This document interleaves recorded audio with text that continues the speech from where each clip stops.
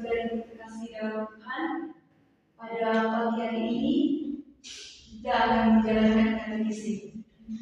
Sebelumnya saya mengucapkan terima kasih telah menerima saya dan memberikan kesempatan kepada saya untuk berkatekisi di tempat ini. Saya akan memperkenalkan diri saya. Nama saya Demine.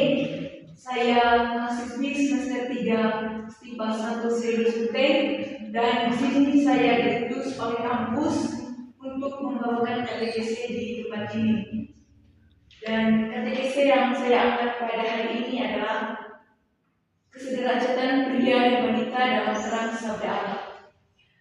Saya mengangkat katekese ini karena melihat situasi sekarang di mana di dalam dunia politik sekarang itu, ketika ada seorang perempuan atau ketika seorang perempuan mengambil atau berpartisipasi di dalam kepemimpinan, dan seringkali ada orang yang berpandangan atau memberikan perspektif bahwa perempuan itu tidak layak menjadi seorang pemimpin atau dia tidak pantas untuk berpartisipasi di dalam lingkungan masyarakat atau menjadi seorang pemimpin di dalam masyarakat. Lalu yang mau saya tegaskan di sini bahwa hal ini adalah tindakan diskriminasi terhadap kaum perempuan atau diskriminasi gender terhadap kaum perempuan.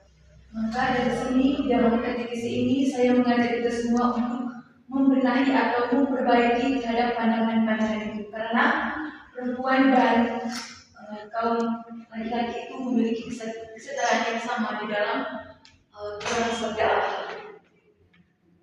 Bapak Ibu, saudara-saudari terkasih di dalam Tuhan, untuk mengawali katekese pada pagi hari ini, kita awali dengan lagu buka. Hari ini ku rasa bahagia berkumpul bersama saudara seiman. Tuhan Yesus telah satukan kita tanpa memandang di antara kita.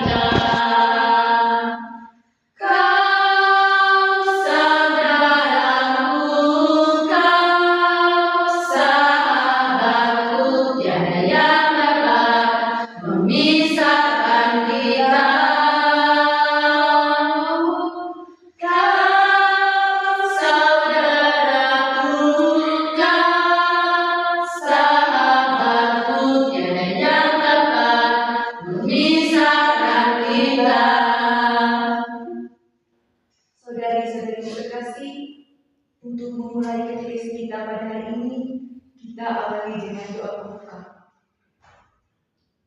Dalam nama Bapa dan Putra dan Roh Kudus, amin. Marilah berdoa. Selamat pagi ya Allah Tritunggal Maha Kudus, Bapa, Putra dan Roh Kudus. Puji syukur atas penyelenggaraan-Mu, sehingga pada pagi hari ini kami dapat berkumpul di tempat ini guna datang mendengarkan ajaran dan sabda yang Engkau berikan. Kami meminta bimbingan Roh Kudus-Mu atas kami dalam kegiatan katekese yang akan kami jalankan, agar kami dapat memahami isi tema katekese kesederajatan pria dan wanita dalam terang sabda, agar kami dapat mengerti dengan penuh kesadaran bahwa di antara kami sebagai pria dan wanita tidak ada perbedaan, melainkan memiliki kesetaraan yang sama dalam lingkungan sosial di dalam terang sabda. Dan akhirnya ya Tuhan, pulihkanlah jiwa kami untuk menerima mana yang baik dan mana yang buruk, apa yang salah dan apa yang benar.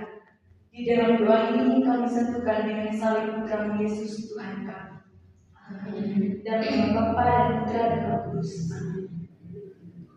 Saudari-saudari terkasih, untuk lebih memahami isi katekese pada hari ini, kita bersama-sama mendengarkan berita atau peristiwa yang pernah terjadi di Indonesia.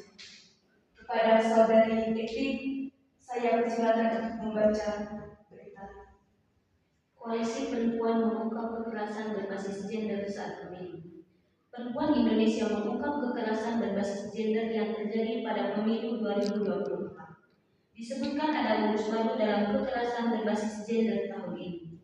Setiap modus baru dan tren-tren baru, kata Sekjen Koalisi Perempuan Indonesia, Maida Sutigen. Koalisi Perempuan mengungkap kekerasan berbasis gender saat pemilu. Perempuan Indonesia mengungkap kekerasan berbasis gender yang terjadi pada pemilu 2024.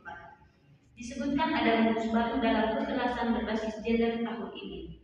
Setiap pemilu, kita menemukan kekerasan berbasis gender yang sama, hanya ditambah modus-modus dan tren-tren baru tahun 2024. Di tahun ini juga diperkaya dengan kekerasan berbasis gender online, kata Sekjen Koalisi Perempuan Indonesia, Mai Feramawati, dalam jumpa pers di Hotel Grand Camara Jakarta Pusat, Senin 26 Juni 2024.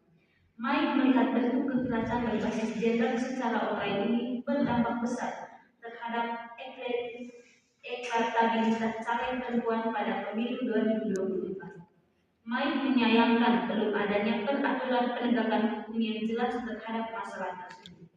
Ketika dia atau caleg perempuan mendapat kampanye hitam di media sosial, itu pasti sudah mempengaruhi bagaimana publik melihat bagaimana animo dari caleg perempuan itu sendiri, kata Mai. Sayangnya, yang dari Koalisi Perempuan Indonesia pantau, peraturan Bawaslu maupun ini sambung. Mai juga menyebut caleg perempuan korban kekerasan berbasis gender tidak bisa melaporkan hal tersebut ke pihak pengurusnya. Partai selalu netral. Partai selalu netral gender bahwa siapapun yang mengalaminya adalah konsentrasi pertarungan dalam proses pemilu, ujarnya. Direktur Eksekutif Bulen Korinus Nur Agustianti juga mengakui kekerasan berbasis gender sudah dianggap wajar. Ia menyayangkan hal tersebut. Ada anggapan bahwa politik itu keras, politik saling sikut ketika itu berdampak pada perempuan. Ya, itu sudah sesuatu yang sangat wajar. Padahal itu tidak bisa dinormalisasi, kata Koedunisa. Temuan caleg perempuan mengundurkan diri. Mai menceritakan salah seorang caleg perempuan di NTT pada pemilu 2024 yang gagal lolos karena ditarik mundur oleh partainya. Dia gagal walaupun memperoleh suara yang besar. Ada satu caleg transgender di NTT. Dia menang, tapi pihak tidak mengizinkannya dan menarik suara itu tidak lolos, ungkap Mai. Selain itu, Mai juga menyebut caleg perempuan partai Nasdem di NTT yang tidak dibangun. Kita tahu betul di Partai Nasdem ada caleg perempuan, dia meraih suara terbanyak. Tapi tiba-tiba dia mengumumkan untuk mundur dalam pencalonan. Ucapnya, temuan-temuan tersebut akan disampaikan ke lembaga penegakan hukum dan mitra terkait. Hal ini disampaikan oleh Koordinator Program Karya Mitra Latiati Blako, sebagaimana yang tadi kami sampaikan. Jadi memang tujuannya adalah untuk mendesak mereka sebagai pemangku kepentingan yang paling terkait, kata Latiani. Latiani menilai kekerasan berbasis gender akan semakin marak pada pilkada 2024 mendatang. Dia mengajak kita semua untuk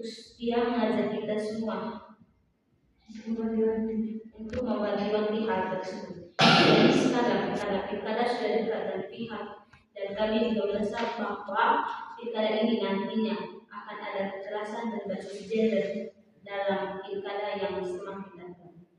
Kita bareng-bareng advokasikan agar pemerintah memiliki mekanisme yang benar-benar dibuat khusus untuk pencegahan dan penanganan sambungnya. Di sisi lain, Mai menyebut perempuan yang dapat berkonsentrasi pada pilkada saat ini hanya terbatas pada mereka yang dekat dengan kekuasaan. Perempuan yang mencalonkan itu masih mereka yang mempunyai latar belakang yang kuat, kata Mai. Kita tahu ya, mereka yang melakukan dari distansi atau mereka dekat dengan lingkaran partai politik, sama Mai. Baik, saudari-saudari terkasih, setelah mendengar baca berita tersebut, kita akan melihat bagaimana pendapat kita terhadap berita-berita tersebut. Lalu pertanyaan saya, apa masalah yang ada dalam cerita tersebut terkait dengan kedudukan perempuan dalam bidang politik? Bagaimana tanggapan saudari jika saudari-saudari sudah mendengarkan berita yang ada? Kepada saudari Edik, silakan. Baik, berdasarkan cerita yang sudah kita dengarkan tadi, yaitu di sini nanti kesetaraan gender antara perempuan dan laki-laki.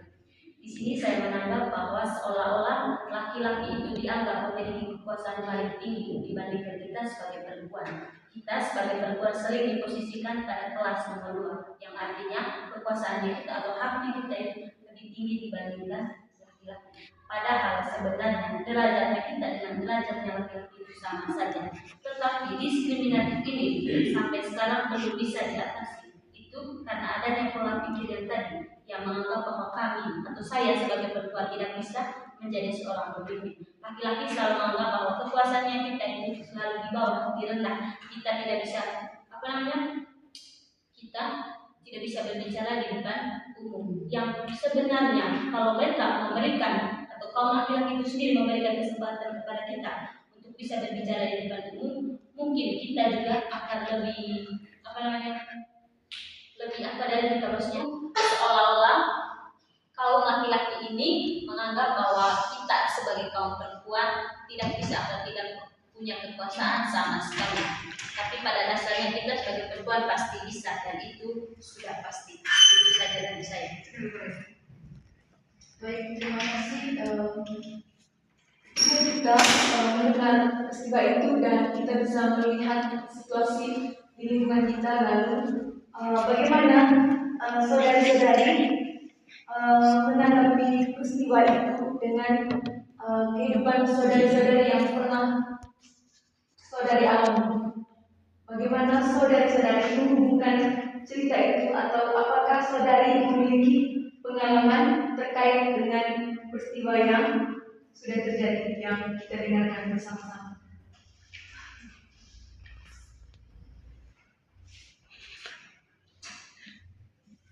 Baik, sedikit pengalaman dari saya terkait perbedaan kesetaraan gender itu tadi, perbedaan kekuasaan antara perempuan dan juga laki-laki. Dulu di kami punya kampung ini ada satu yang biasa kita untuk kumpul-kumpul di rumah genang itu. Iya. Di satu sisi ini kan kita, kalau misalnya kita sebagai perempuan ini, kalau untuk acara-acara kita tidak diperkenankan untuk duduk di depan. Maksudnya artinya di sini kita tidak bisa memberikan suara atau memberikan pendapat kita. Ada satu kami punya kakak dulu yang sebenarnya dia ini pintar sekali, bukan pintar dalam hal maksudnya dia bisa berpikir untuk hal-hal yang tidak bisa kita pikir. Saya mempunyai pengalaman yang sama dengan berita tersebut.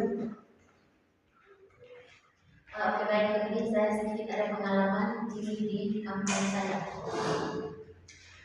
Pengalaman ini itu pas saya SMA, saya ikut untuk mengikuti misalnya perayaan dalam masa sekolah. Pas lagi SMA, mereka ajak saya itu untuk menjadi salah satu misalnya panitia dalam rangkaian acara tersebut. Tetapi para laki-laki tidak mengizinkan kami sebagai perempuan untuk mengambil bagian dalam acara misa sekolah tersebut. Itu karena apa? Karena para laki-laki di kampungnya kami itu masih menganggap kami itu di bawah mereka. Sebenarnya mereka yang paling sempurna atau mereka yang paling bisa di antara kami perempuan. Karena mereka menganggap bahwa kami sebagai perempuan itu hanya tidak saja. Mereka yang maksudnya mereka sebenarnya mereka itu yang paling pintar untuk mengambil bagian dalam bagian apapun itu.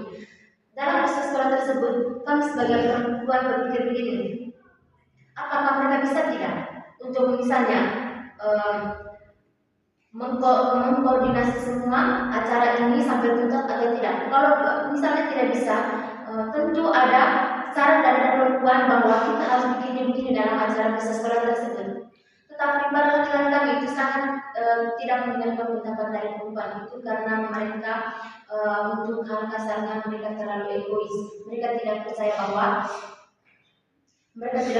bahwa kalau perempuan itu juga bisa, karena mereka selalu menganggap kita itu masih di bawah mereka.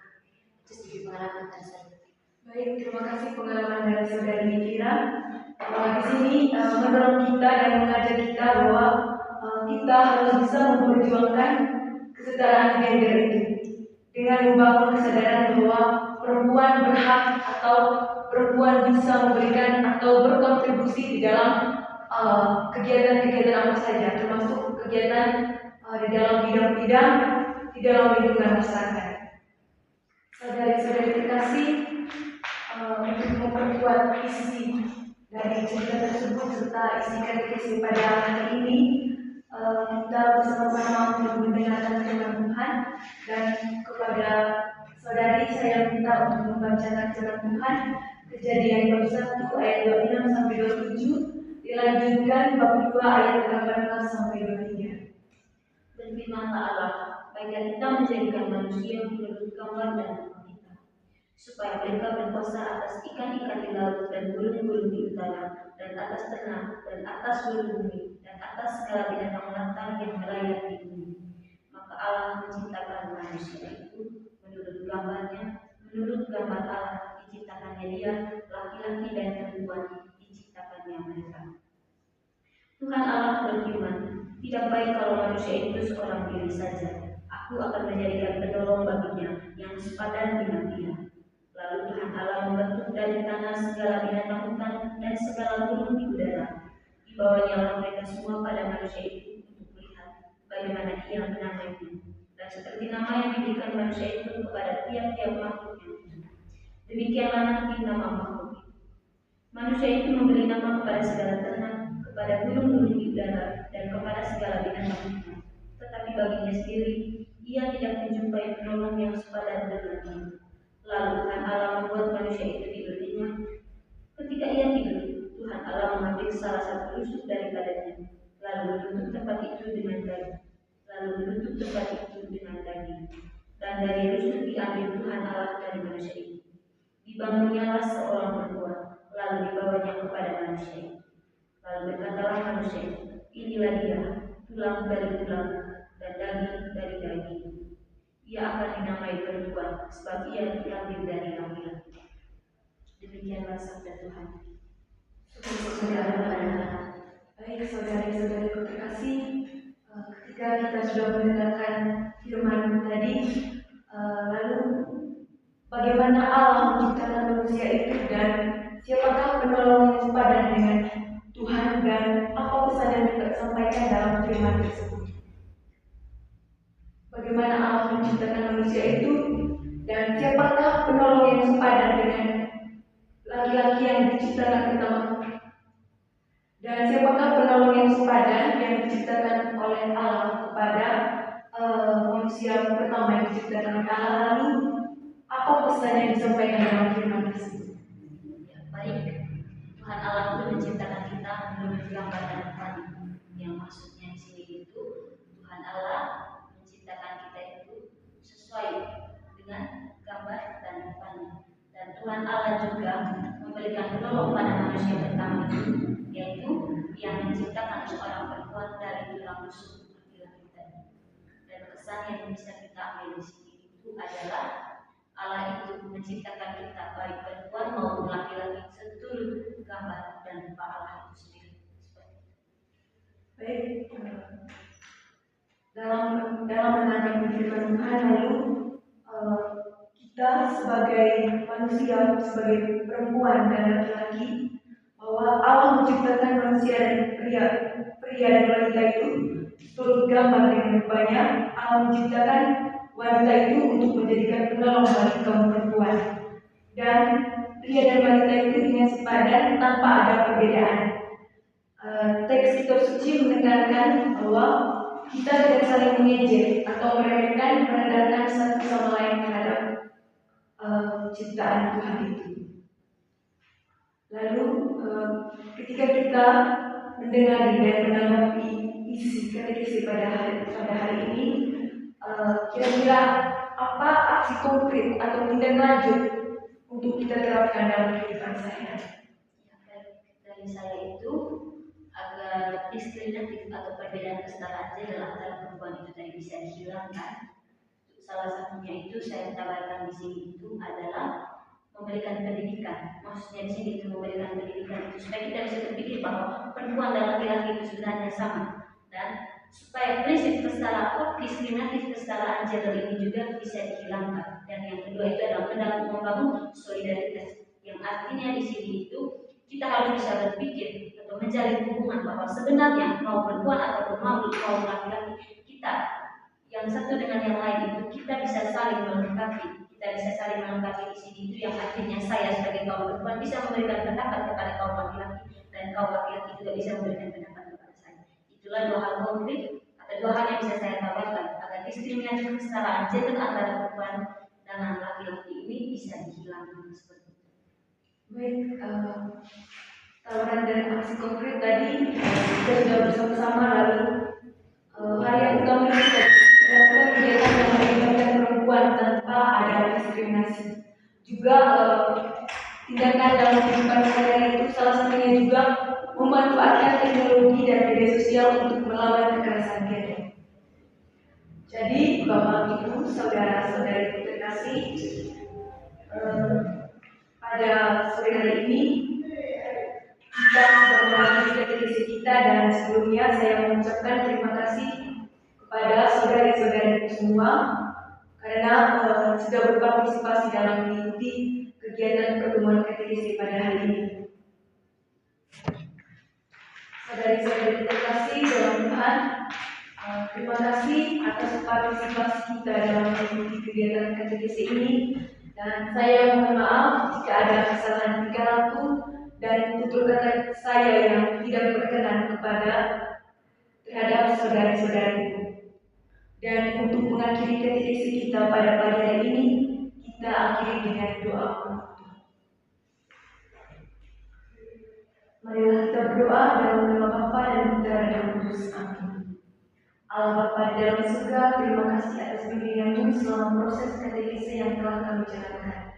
Semoga apa yang kami dengar dari perintah-perintah-Mu dapat kami terapkan dalam kehidupan kami sehari-hari. Kami memohon kepada Tuhan, semoga tuntunan Roh Kudus-Mu selalu menyinari kami selamanya. Kita satukan dengan doa yang diajarkan oleh Tuhan Yesus, Bapa kami yang ada di